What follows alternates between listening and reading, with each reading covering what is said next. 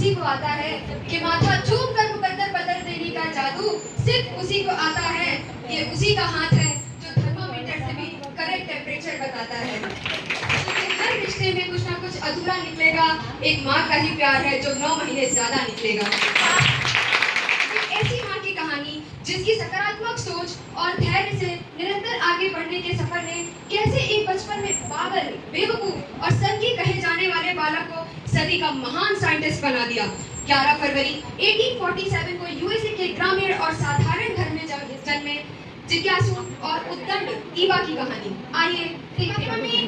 ईवा की मम्मी, बाहर आइए। ईवा की मम्मी, अरे एनी की मम्मी आप आइए ना, बैठिए। मैं यहाँ बैठने नहीं आई हूँ। आपके बेटे की वजह से मेरी एनी की जो हालत हुई है वो बताने आई हूँ। क्यों, ऐसा क्या कर दिया मेरे बेटे ने जो आप इतना भड़क रही हैं? भड़को नहीं तो क्या, आरती उतारो इसकी। इसके बेवकूफी भरे कारनामों को तो पूरा मोहल्ला जानता है, लेकिन आज तो इसने हद ही कर दी। इसने मेरे बेटे को कीड़े का जूस पिलाया, क्योंकि आपके नालायक बेटे को लगता है चिड़िया कीड़े मकोड़े खाती है इसलिए उड़ती है। हम खाएंगे तो हम भी उड़ेंगे। बताइए क्या करूँ मैं इस पागल का? ईवा, क्या तुमने ऐसा किया है? हाँ, कीड़े का जूस पिलाया, कीड़े का जूस पिलाया। एनी तो नहीं उड़ा, पर चिड़िया क्यों उड़ती है? मुझे माफ कर दीजिए, ईवा बच्चा है, गलती हो गई उससे। हे भगवान, अगर तुम्हारा बच्चा दिमागी तौर पर कमजोर है तो इसका मैं क्या करूं? इसे घर पे क्यों रखा है? ऐसे बच्चों के लिए कोई जगह नहीं होती, इनका कोई भविष्य नहीं होता।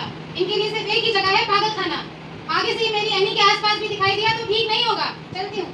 मम्मा, क्या मैं पागल हूँ? मेरे पास दिमाग नहीं है। मैं भी बाकी बच्चों जैसा क्यों नहीं हूँ? इसमें मेरी क्या गलती है माँ? क्या गलती है मेरी? कभी बदलाता नहीं, पर अंधेरे से डरता हूँ माँ। तुझे सब है पता है ना, क्या इतना बुरा हूँ मैं माँ। मम्मा, हाँ बेटा, बेस्ट, मेरे लिए बेस्ट। ये आई एम द बेस्ट। हजारों गम है, खुलासे कौन करे, मुस्कुरा देती है, तमाशे कौन करे। एक माँ के लिए उसकी संतान की खुशियाँ ही सब कुछ होती हैं, और यदि कोई उसकी संतान की खुशियों पे ही सवाल उठाए तो टूट सी जाती है। पर कहते हैं ना कि लहरों से लड़कर नौका पार नहीं होती, और कोशिश करने वालों की कभी हार नहीं होती। बस कुछ इसी सकारात्मक सोच और धैर्य को आंखों में रखते और धैर्य को लिए हुए आंखों में भरे आंसू के सैलाब को तो रोक लेती है, पर क्या ईवा की जिज्ञासा और सवालों के उठ रहे पिटारों को रोक पाएगी ईवा की माँ, जो दिन पर दिन बढ़ती ही जा रही थी। ना सिर्फ मोहल्ले में, स्कूल से भी आए दिन ईवा की अजीबोगरीब शिकायतें आने लगी। तभी एक दिन ईवा, ईवा, ईवा, ये लो खत, अपनी मम्मी को देना। किसको दोगी ईवा? मम्मी को। किसी और को नहीं देना, क्योंकि ये तेरी सरप्राइज है। Okay teacher. ये छुट्टी हो गई, छुट्टी हो गई। ईवा के लिए ये खत किसी ट्रॉफी से कम नहीं था। वह खुशी से झूमता हुआ घर गया। आखिर क्या था इस खत में? क्या ये ईवा के भविष्य को संवारेगा, या इन नन्ही सवालों की मोतियों को बिखेर कर रखेगा? मम्मा, मम्मा, ये टीचर ने आपके लिए दिया है, पढ़ो ना। इसमें क्या लिखा? अरे वाह, आज स्कूल से खत मिला, देखो तो क्या लिखा है।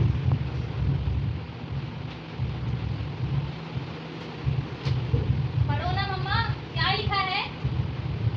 बेटा, इसमें लिखा है तुम एक जीनियस हो, जिसे पढ़ाने के लिए कोई स्कूल सक्षम नहीं है, और इतने क्वालिफाइड टीचर भी नहीं है जो तुम्हें पढ़ा सके। तो आज से आप इस बालक को खुद ही पढ़ाएं, ठीक है? तो आज से मैं तुम्हें पढ़ाऊंगी।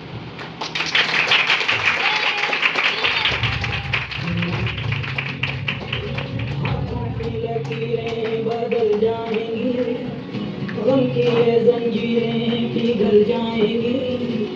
हो खुदा पे भी असर, तू दुआओं का है घर। तेरी माँ बिगड़ी किस्मत भी संवर जाएगी, जिंदगी तराने खुशी के गाएगी। तेरे होते किसका डर, तू दुआओं का है घर। तेरी माँ, तेरी माँ। जिसकी शरारतों और अजीब सवालों को हर किसी ने पागल, संगी और नालायक समझा, वो आगे चलकर अपने आविष्कारों से महान साइंटिस्ट बना और अपने आविष्कारों की रोशनी से पूरे जहान को चकाचौंध कर दिखाया। उसकी इस महान खोज को दुनिया ने एक नई रोशनी दी, जो कि सबसे पहला इन्वेंटेड था इलेक्ट्रिक बल्ब का आविष्कार, जिसको बनाने के लिए वो 1000 बार फेल हुए, 1000 बार उन्होंने कोशिशें की, लेकिन अपने माँ की कही गई बातों को ना भूलते हुए वो सकारात्मक सोच और धैर्य से निरंतर काम करते ही रहे। इसीलिए और उन्होंने आखिरी में ये साबित कर ही दिखाया कि मन के हार वो हार है और मन की जीतो जीत। क्या आप जानते हैं उस महान साइंटिस्ट का नाम? Yes, Thomas Alva Edison, शरीफ खानदान। Thomas Alva Edison.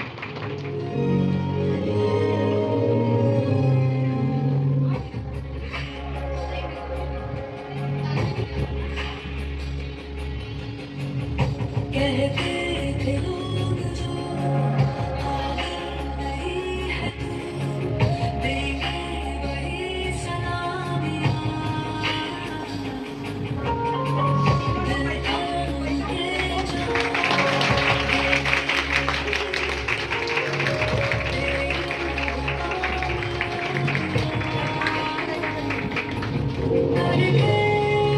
दिखा कमाल वो, आगे ज़मीन पे लेके जाए आसमां। शाबाशी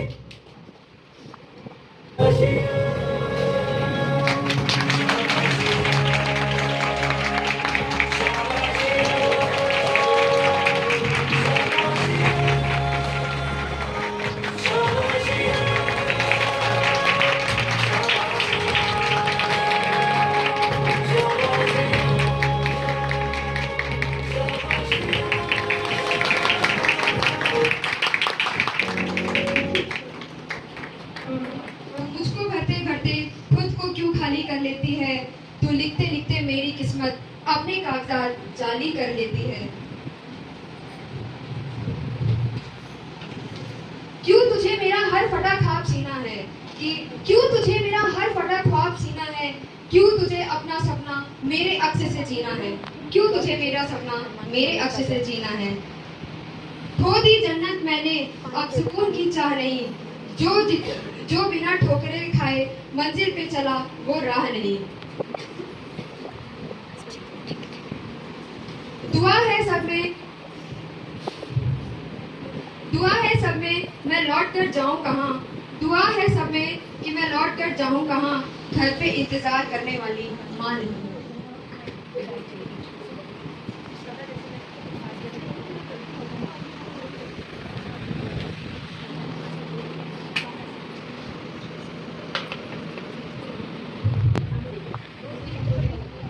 अरे ये तो वही लेटर है जो बचपन में टीचर ने मुझे दिया। जरा देखो तो और क्या क्या लिखा है। आपका बेटा निहायती बेवकूफ और मानसिक तौर पर कमजोर है। इसे हमारा स्कूल तो क्या कोई स्कूल या टीचर पढ़ाने में सक्षम नहीं है। इसे टीचर या स्कूल की नहीं बल्कि एक मानसिक चिकित्सक की जरूरत है। कृपया इसे खुद ही पढ़ाएं।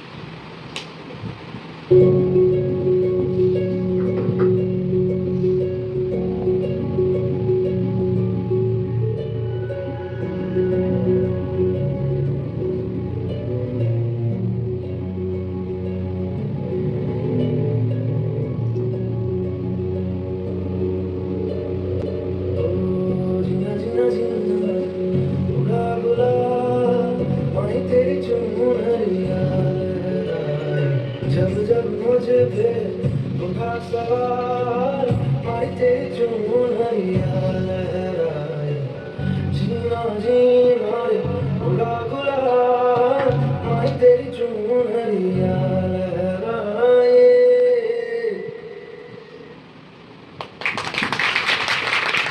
हाँ, नैन्सी मैथ्यू एडिसन की कहानी सिर्फ ना ये दर्शाती है कि एक माँ की सकारात्मक सोच और धैर्य को भी दर्शाती है, बल्कि बिना रुके निरंतर प्रयास और नकारात्मकता की परछाई से निकलकर जीना सिखाती है।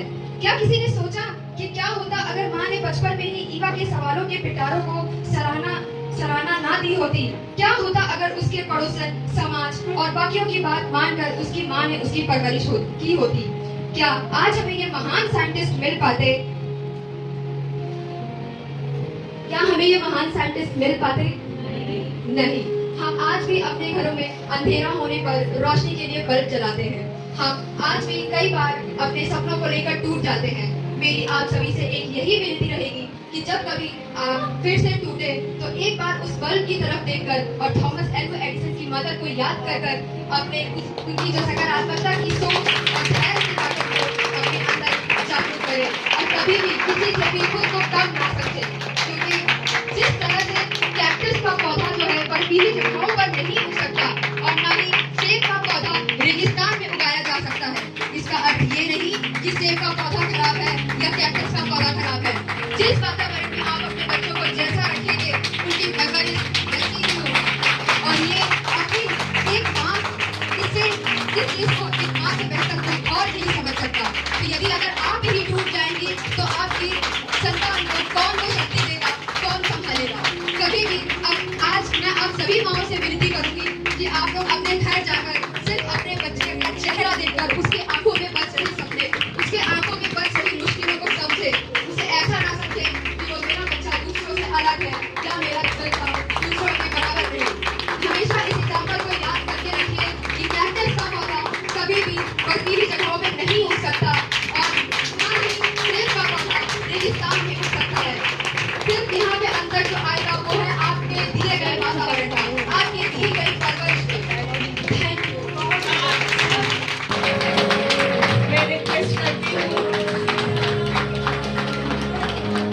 मैं रिक्वेस्ट करना चाहती हूँ कि प्ले के सभी कैरेक्टर सामने आ जाए। Have to take inspiration from this mighty lady। मैं आप सबको दिखाऊं। बोला ना, सेब नहीं उगेगा रेगिस्तान में, कैक्टस नहीं उगेगा बर्फीली जगह पर। जो फर्क क्रिएट है वो फर्क यही है कि हमने कैसा महसूस कराया, हमने कैसा वातावरण दिया। हम आगे जाएंगे ही, आगे जाने के अलावा हमारे पास कोई विकल्प नहीं है। जोरदार तालियां। क्या लिखा हुआ दिख रहा है? मैं हर एक माँ से इसका जवाब पूछना चाहूंगी। मैम, बीच में आपको क्या दिख रहा है? Nothing is impossible। क्या लिखा हुआ है? Impossible। I am possible। लिखा क्या है? आपको सिर्फ वो बताना है। आपको इसमें क्या दिखता है? Impossible। I am possible। शाबाश। Give a big hand of applause to this team। जब दुनिया का सबसे नकारात्मक शब्द इम्पॉसिबल खुद ही कहता है कि I am possible, तो फिर हमें किसी भी प्रकार का कोई संशय अपने मन में नहीं रखना चाहिए। ठीक है, तो अगली बार जब कभी भी आप टूटे, प्लीज मेरी एक रिक्वेस्ट है कि घर में लगे बल्ब को जरूर देखें।